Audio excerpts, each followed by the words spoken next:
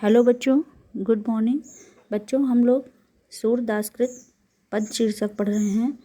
तो हम लोगों ने 8 पद पढ़ लिए थे। आज हम इसका 9वां पद पढ़ने जा रहे हैं। तो चलिए हमारे साथ साथ आप लोग वाचन भी कीजिए और इसके अर्थ को समझिए। कोई परेशानी होगी तो बताइएगा। हाँ बच्चों, संदर्भ तो पूर्ववत रहेगा ही। आज इसका प्रसंग भी पूर्ववत है क्योंकि इसमें गोपियाँ उद्धव के साथ वार्तालाप ही कर रही हैं। ठीक है, तो चलिए देखते हैं। उद्धव जाओ तुम्हें हम जाने।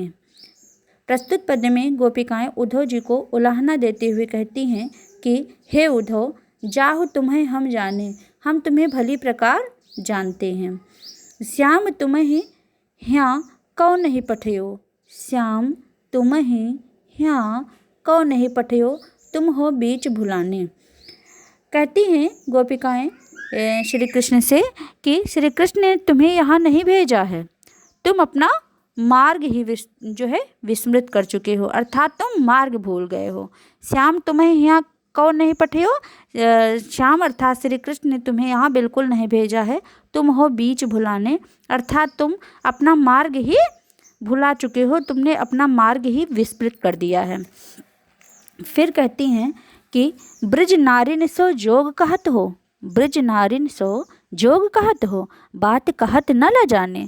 तुम यहाँ आकर के, अर्थात ब्रज नारिन सो जोग कहत हो, बात कहत न ल जाने। कहती हैं कि तुम यहाँ आकर के हमें योग विद्या का रसपान करा रहे हो। योग विद्या का अर्थात योग की बातें बता रहे हो, योग और ज्ञान की बातों का रसपान करा रहे हो। बात कहत न ल जाने, तुम्हें इस कृत्य को करने में जरा सा भी लज्जा का अनुभव नहीं हो रहा है। अर्थात ब्रज नारिन सो योग कहत हो, बात कहत न ल जाने।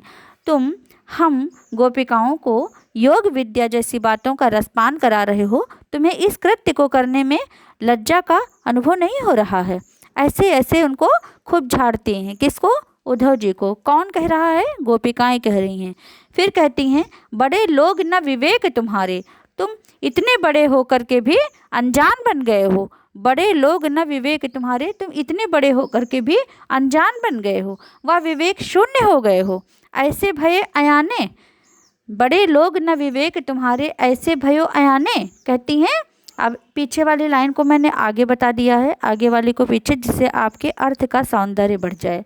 कहती हैं अयाने माने अनजान, तो बड़े लोग न विवेक तुम्हारे, ऐसे भयो अयाने। पीछे से अर्थ ले लीजिए, ऐसे भयो अयाने, तुम इतने बड़े होकर के भी अनजान बन रहे हो, अनजान बन गए हो और विवेक शून्य हो गए हो। ऐसा फिर उनको उलाहना देती हैं गोपिकाएं उद्धव जी को। फिर कहती हैं कि हमसो कही लई हम सही के, हमसो कही लई हम सही के, जिये गुण ले हुसियती हुसियाते, जिये गुण ले हुसियाते। कहती हैं तुम हमसे श्री कृष्ण के विरह की अग्नि में स्वयं को तप्त करने की आशा रखते हो। तुम हमसो कही लई हम सही के, जिये गुण ले हुसियाते। कहती हैं कि तुम हमसे श्री कृष्ण के विरहाग्नि में, अर्थात विरह की अग्नि में स्वयं को जलाने की आशा रखते हो, जिससे हमारे हृदय की धड़कन गतिमान है। क्या कहती हैं कि हमसो कही लई हम सही के, जिये गुण ले हुसियाते। हमसे क्या कहते हो? श्री कृष्ण जी से गोपिकाएं क्या कहती हैं कि हे उद्धव, तुम हमसे श्री कृष्ण के विरह की अग्नि में जलने के लिए कह रहे हो कि हम स्वयं को श्री कृष्ण की अग्नि में तप्त करती रहें, ऐसी आशा रखते हो कि हम उनके विरह में जलते रहें, विरहाग्नि में जलते रहें, जिससे हमारे हृदय की धड़कन सदैव गतिमान होती रहे। तुम फिर कहती हैं, तरह तरह के उलाहने देती हैं। कहती हैं तुम उन्हें ही हमसे दूर करने की सलाह दे रहे हो, तुम उन्हें ही हुसियाते सलाह दे रहे हो, हुसका रहे हो। जैसे गांव वाली भाषा में नहीं कहते हैं उनको, उनका हुसियाए दीन। तो हुसियाने का मतलब क्या है? हुसियाने का मतलब सलाह दे रहे हैं।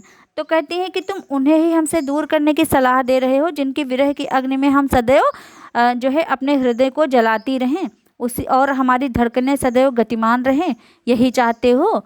फिर कहती हैं, कहे अबला कह दशा दिगंबर मस्ट करो पहचाने। तुम हमें अबला समझ करके, कहती हैं कहे अबला कह दशा दिगंबर मस्ट करो पहचाने, तुम हमें अबला समझ करके योगियों की तरह ज्ञान दे रहे हो। कहे अबला कह दशा दिगंबर मस्ट करो पहचाने, कहती हैं कि तुम हमें अबला नारियां समझ करके योगियों की तरह संदेश दे रहे हो, ज्ञान दे रहे हो। हे उद्धव मस्ट करो, मस्ट मतलब मौन हो जाओ।